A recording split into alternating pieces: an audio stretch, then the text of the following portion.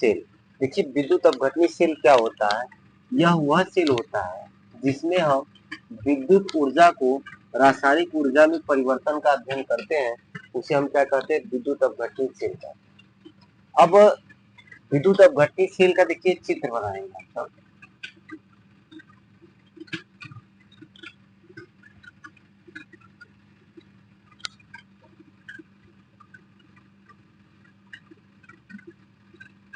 ये विद्युत अपघट्य पदार्थ का गली विलयन है।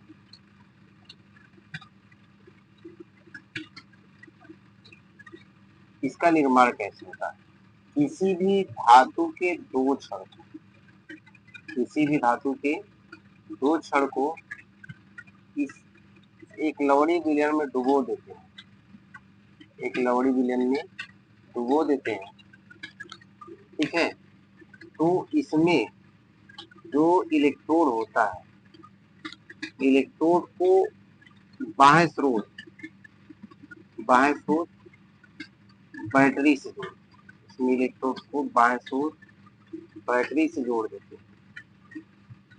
इसमें जो आपका एनोड होता है, एनोड इसमें आपका क्या होता है, प्लस होता है, और कैथोड क्या होता है, माइनस होता है। यह जो क्षण है, यह जो क्षण है आपका, इसमें से एक एनोड का काम करेगा और एक कैथोड का।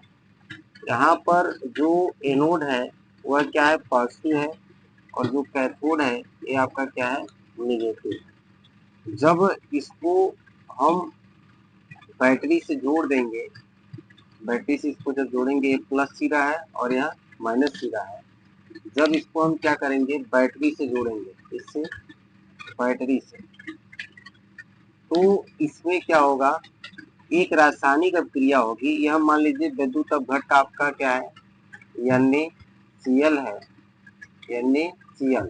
तो जो Na है, Na के ऊपर प्लस होता है और Cl के ऊपर क्या होता है, माइनस होता है। तो जो माइनस वाले आयन है वह प्लस वाले की तरफ जाएंगे, मतलब कि जो क्लोरीन आयन है वह आपका एनोड पर एकत्रित होगा, और जो सोडियम आयन है वह आपका क्या होगा, कैथोड पर एकत्रित होगा।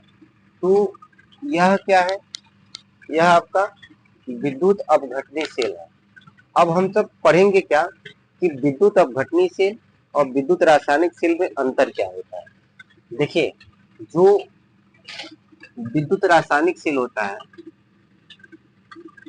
विद्युत रासायनिक सेल और विद्युत अपघटनी सेल, ठीक। विद्युत रासायनिक सेल में दो पात्र अलग अलग होते हैं, और जो विद्युत अपघटनी सेल है इसमें एक ही पात्र होता है, एक ही पात्र होता है। विद्युत रासायनिक सेल में एनोड ऋणात्मक होता है तथा कैथोड कैथोड धनात्मक होता है। विद्युत अपघटनी सेल में एनोड धनात्मक होता है और कैथोड ऋणात्मक होता है।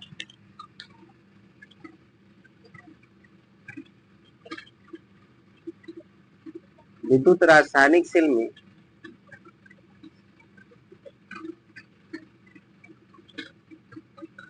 रासायनिक ऊर्जा द्वारा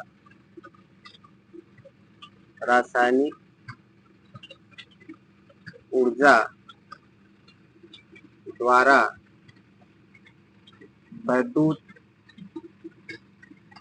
ऊर्जा उत्पन्न होता है,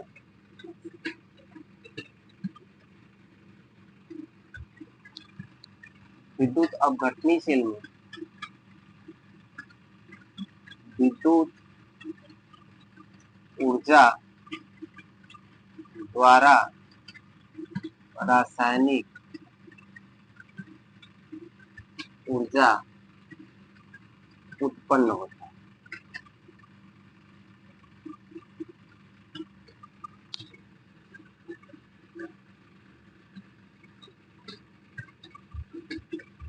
विद्युत रासायनिक सेल में लवण सेतु की आवश्यकता होती है। अब विद्युत अपघटनी सेल में लवण सेतु की कोई आवश्यकता नहीं।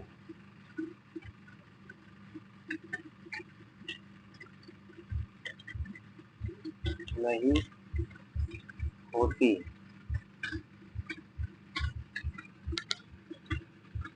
विद्युत रासायनिक सेल में स्वतः अभिक्रिया होता है।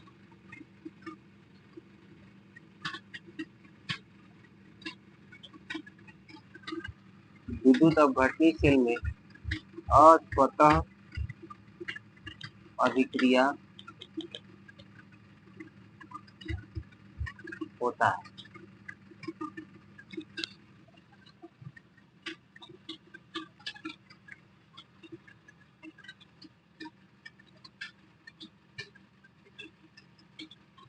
ये रहा विद्युत रासायनिक सेल और ये रहा विद्युत अपघटनी सेल। विद्युत रासायनिक सेल में क्या होता है? विद्युत रासायनिक सेल में दो पात्र अलग अलग होते हैं। विद्युत रासायनिक सेल में दो पात्र अलग अलग होते हैं और ये दोनों लवण सेतु से कनेक्ट होते हैं और इन दोनों पात्र को हम क्या करते हैं? गैल्वेनोमीटर द्वारा जोड़ देते हैं। इसमें जिंक का क्षण होता है, ये डेनियल सेल है, ठीक। ये आपका जिंक सल्फेट का विलयन है और ये आपका कॉपर सल्फेट का विलयन है। एक कैथोड और ये आपका एनोड। ये आपका माइनस होता है, ये आपका प्लस होता है। इसमें धारा कैथोड से एनोड की ओर बहता है, ठीक। तो जो विद्युत रासायनिक सेल है इसमें दो अलग अलग पात्र होते हैं और विद्युत अपघटनी सेल में एक ही पात्र होता है और दोनों इलेक्ट्रोड को एक ही पात्र में हम लोग किसी विद्युत अपघट्य वाले विलयन में रखते हैं। तो जो विद्युत अपघट्य पदार्थ होता है उसका जो धन आयन भाग है और जो ऋण आयन भाग है वह आपका एनोड की ओर गति करता है और जो धन आयन भाग है वह कैथोड की ओर गति करता है। क्योंकि हम जानते हैं कि जो आपका विद्युत अपघटनी सेल होता है उसमें कैथोड क्या होता है? माइनस होता है।